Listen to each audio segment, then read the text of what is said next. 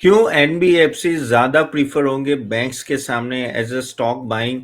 Reason मैं बताता हूं, क्योंकि अगर इंटरेस्ट रेट कट आता है अप्रैल से, देखो चांसेस तो बहुत है, क्योंकि हमारा इन्फ्लेशन ऑलरेडी 3.6 से 2 से 4 का रेंज होना चाहिए, बैंक्स सॉरी आरबीआई कहती है, तो तभी इंटरेस्ट रेट कट होगा। तो इंटरेस्ट रेट कट होता है तो एनबीएफसी को ज्यादा फायदा होता है, क्योंकि एनबीएफसी है ना बाहर से लोन बोरो करती है, यानी बैंक्स और दूसरे सब इंस्टीट्यूशन से।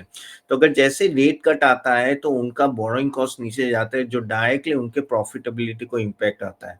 तो वो एक फायदा है कि चीपर फंड अवेलेबिलिटी मिल जाती है। सेकेंड है कि एनबीएफसी को कभी भी एसएलआर और सीआरआर उन सब की रिक्वायरमेंट नहीं लगती जो बैंक्स को लगती है।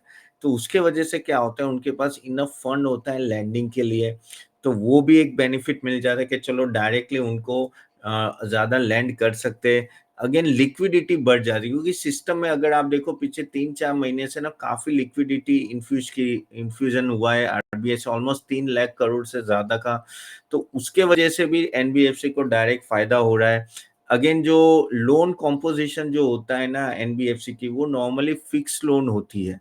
तो यानी आप समझो कि जैसे बैंक होते हैं ना, बैंक नॉर्मली वेरिएबल रेट पे होती है, यानी अगर रेट कट होता है तो वो डायरेक्टली पास ऑन करती है कस्टमर को, तो वेरिएबल होता है।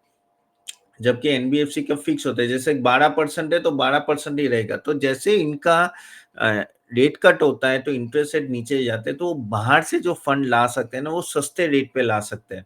जबकि जो वो लोन दे रहे हैं वो फिक्स रेट है, तो उनकी प्रॉफिटेबिलिटी अपने आप बढ़ जाती है।